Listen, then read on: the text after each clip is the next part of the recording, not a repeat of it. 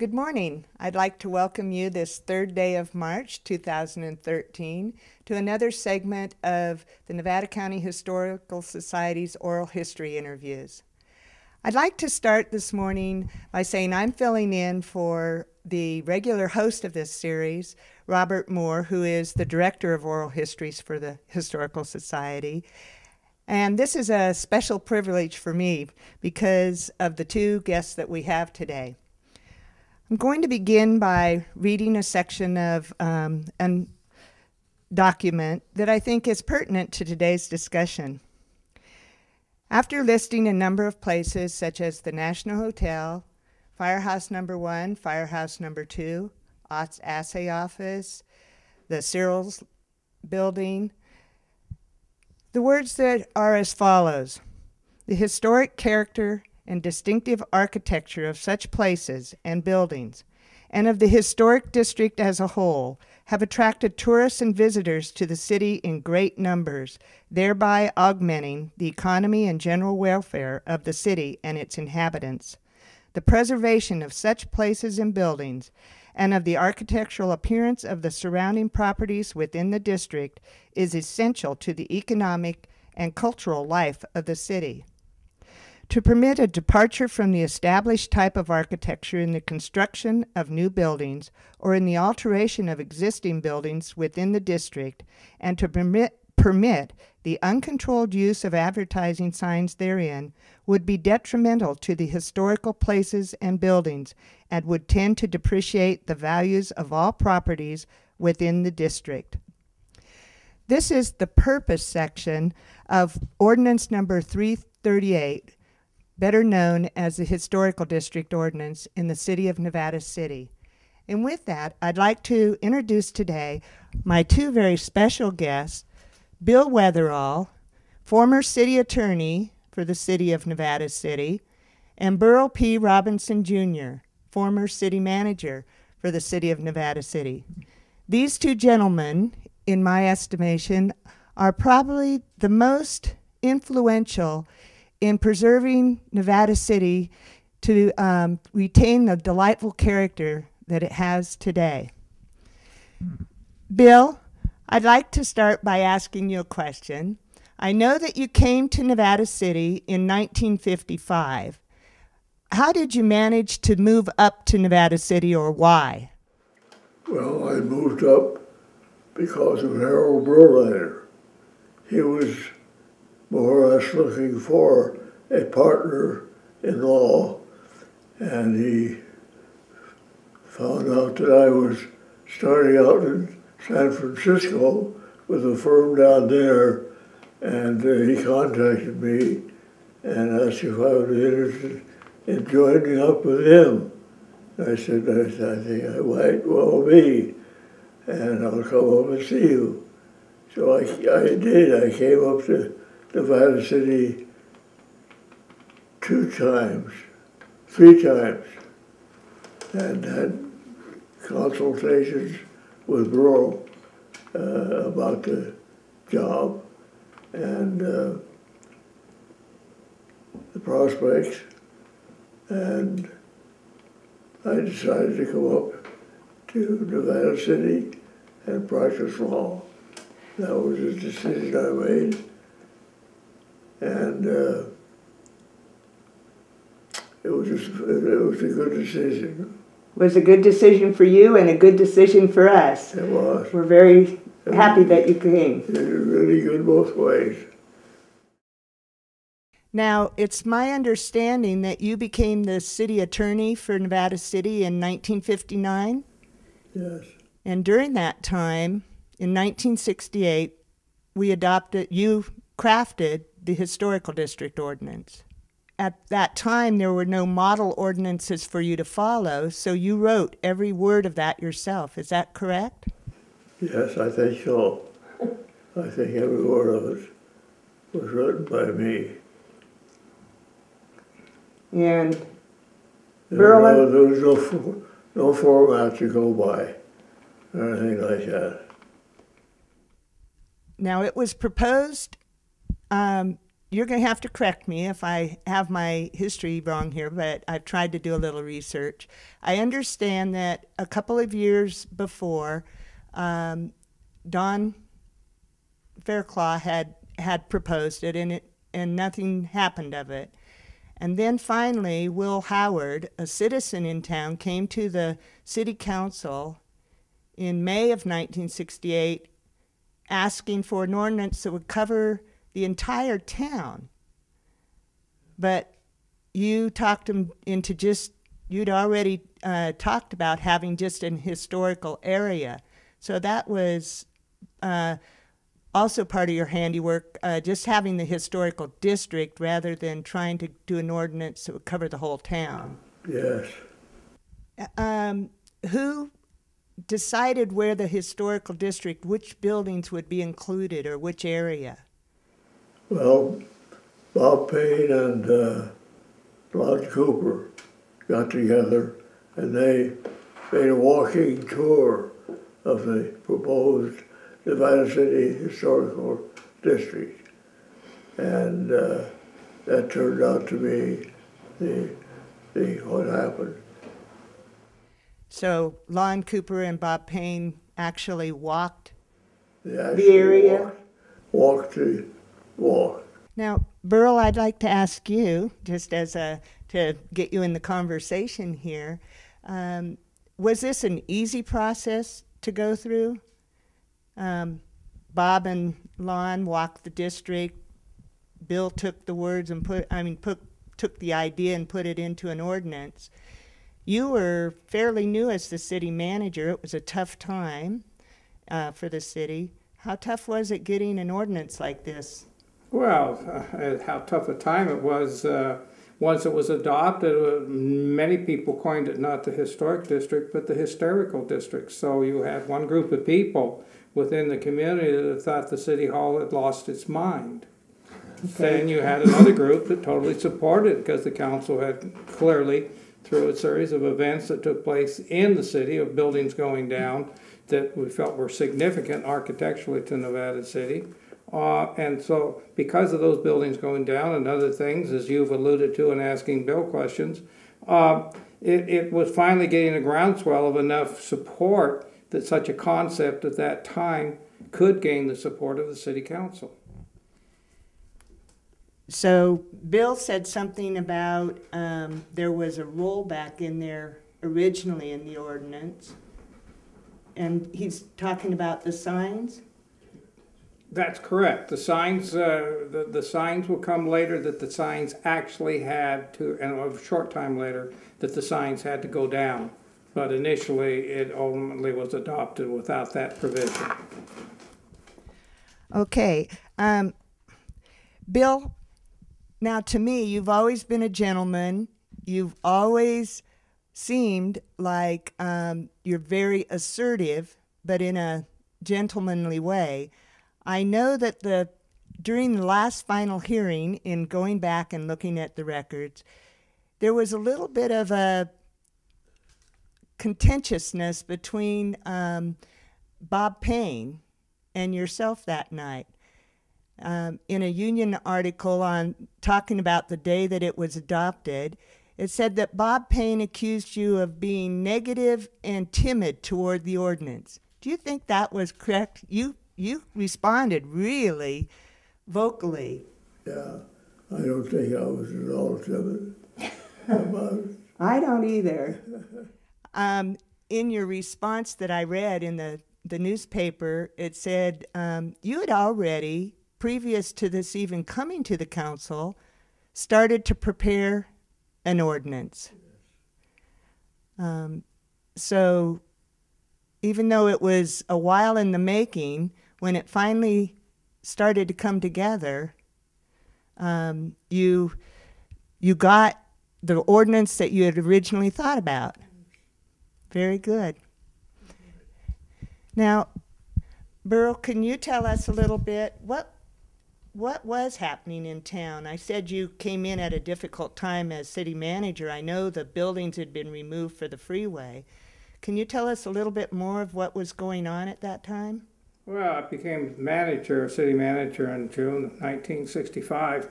Freeway is under construction. The right-of-way has been cleared. The contractor, Norman Fidel, goes bankrupt. And as a consequence, the freeway set with a scar. Most of the right-of-way had been completed right-of-way down to a level that the alignment was clear. But the Broad Street overpass bridge, hadn't been completed. It was a mess. The town was in a mess. As a consequence, it put the town in a mess. It took almost a year before the Division of Highways was able to get a new contractor to finish the freeway. The town was having economic problems in many ways. Business was slow. The business district, while some say it was boarded up, the business district was much smaller than what people see today, as far as many houses have since been converted over time from residences to businesses of today. But the business district is extremely small. People really it just was a difficult time. And in the ensuing time of the freeway right-of-way, and ultimately the ordinance itself that Bill prepared, we had three major buildings go down for various reasons. One that had nothing to do with the freeway. Ultimately, one was called the Hot Mill, which was on the corner where ultimately the Shell station would be built, and today the Griggs building is there. What was called the Reed building, which was adjacent to the Nevada Theater.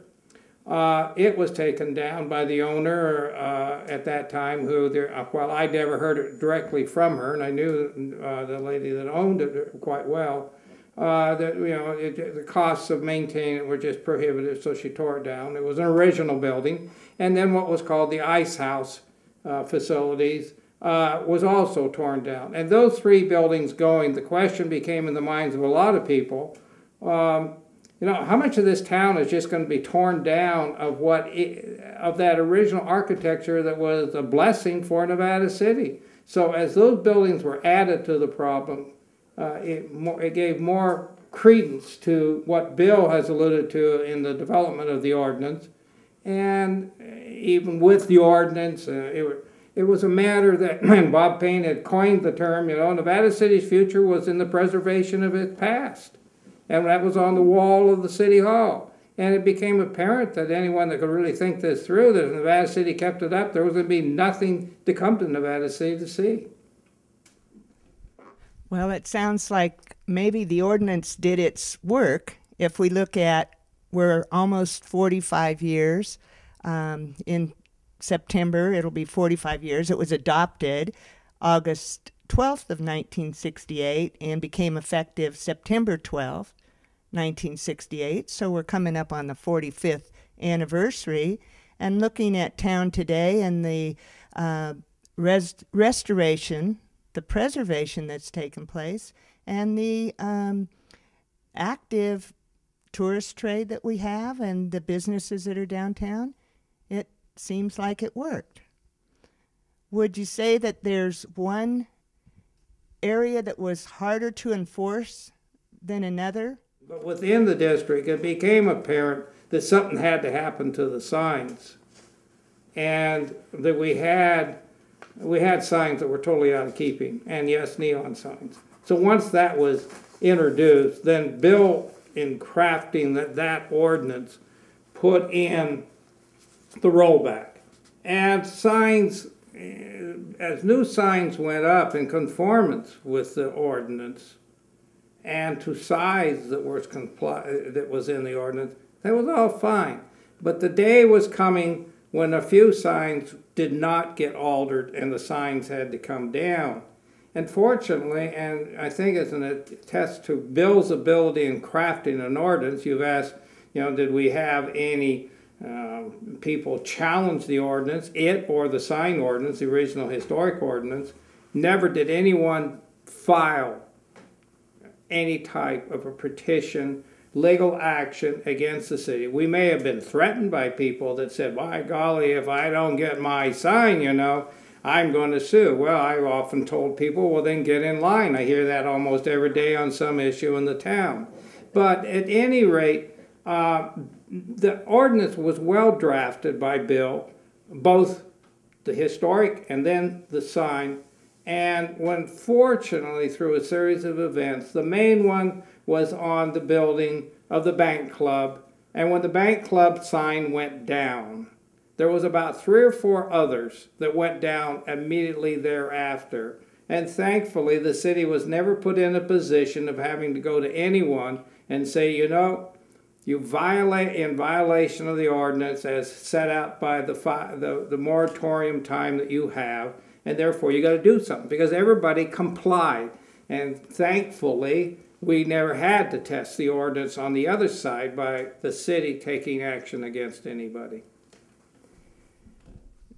Well, here we are 45 years later, and one of the comments that Bill has been that has been attributed to Bill through the years is he said the adoption of the ordinance not only was it good for the preservation of the town, but also that it would benefit the properties and property owners both inside the district and outside the district.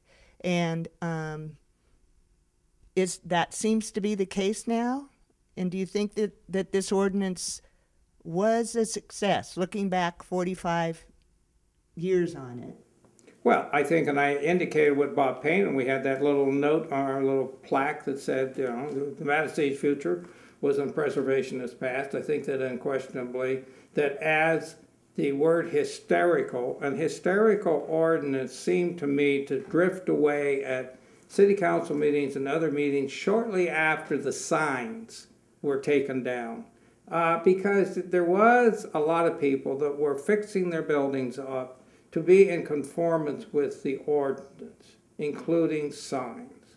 And so I think that what Bob had in his words and what other people were saying about what Nevada City had that it needed to protect, I think that unquestionably, and we did have early on people very supportive with their buildings and investing money.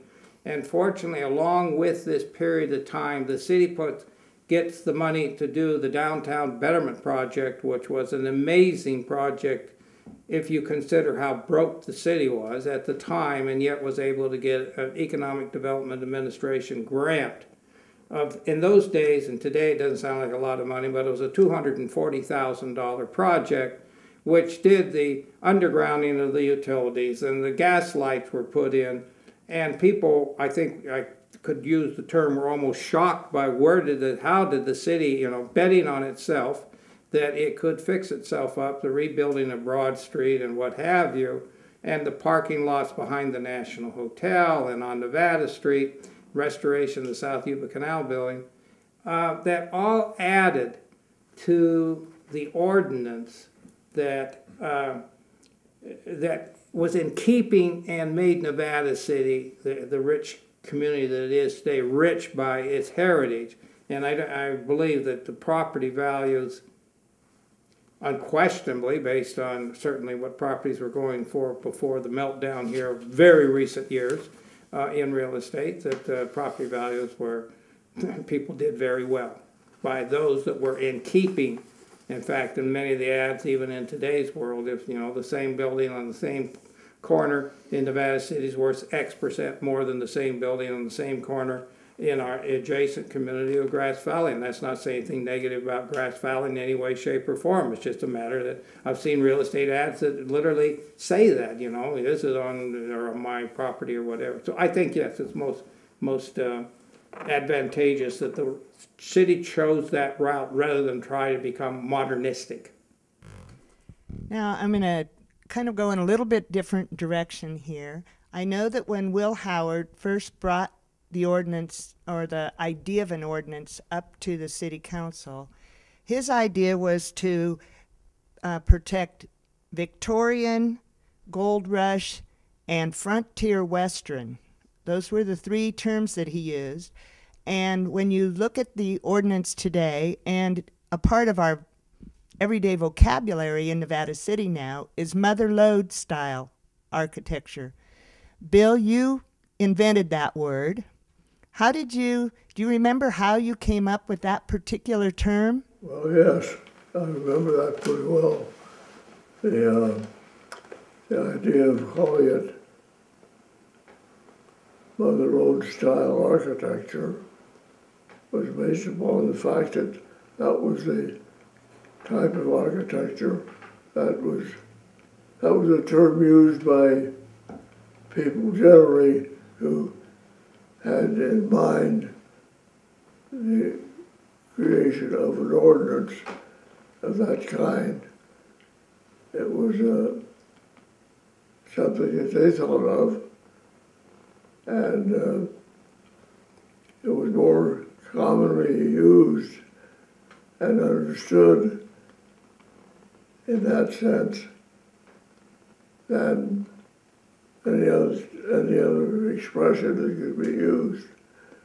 So Mother Lode sort of incorporated all the ideas of Victorian and Gold Rush. Mother Lode, we were called the Mother Lode, rather than singling out so someone could say, well, this isn't Victorian, so I don't need to comply with the ordinance. Is that how you came up with the idea of Mother Lode, to incorporate all of those styles of architecture?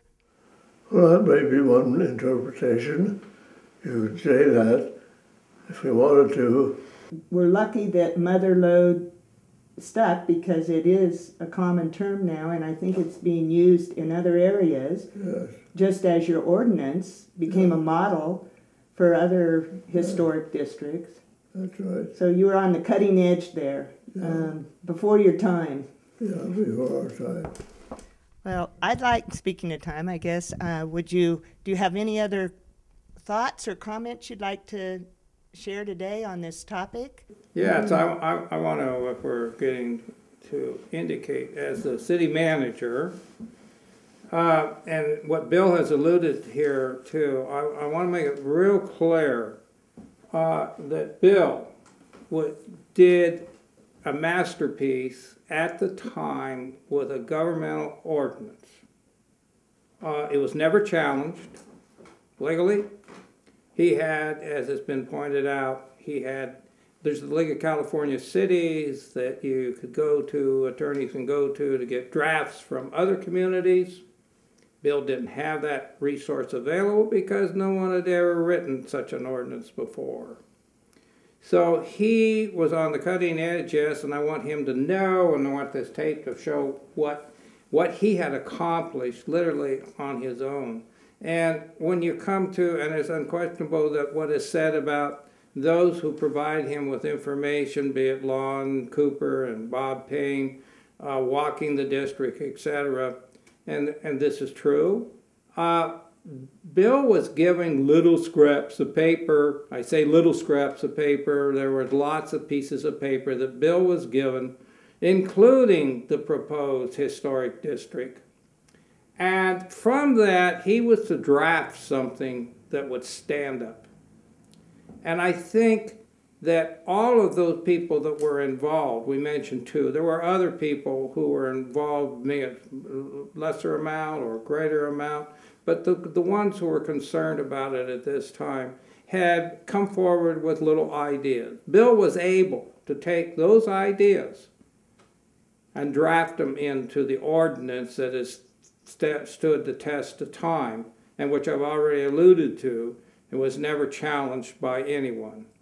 I've also stated, and Bill's heard me state this, and for the record here we'll state it again, I always said as city manager, if Bill wrote it, we can take it to the United States Supreme Court and no one will dare lose, because Bill always drafted with the integrity, the knowledge, and the skill of a true craftsman. Bill was beyond reproach, in my opinion, on his ability to prepare a legal document. And Nevada City, Bill was with the city at its most trying time also. We've already discussed the freeway and what brought this about and etc. Bill was with the city at a very difficult legal time also, because of his ability to craft the sign ordinance that would follow the historic ordinance, a freeway control sign ordinance, and other ordinances. There were a lot of other factors that brought this about, but his skill, in my humble opinion, is remarkable in his legal ability for the city of Nevada City. Well, on behalf of the Historical Society, I'd like to thank you both for joining me today for this interview. But on behalf of the many citizens of Nevada City and all the tourists that come, I'd like to thank Bill Weatherall, who was the legal end of this thing, and Burl Robinson, who was the administrative end of the Historical District Ordinance, for a job well done, because we can enjoy our beautiful town today because of it. And I thank you very much. And before we close, I would like to say that Bill is going to be on March 25th, 102 years young, and we'd like to wish you a happy birthday. Many years of very good, successful attorney work that you've had, and we just appreciate you so much. So thank you. And Robert Moore will be back to see you next time. Thank you.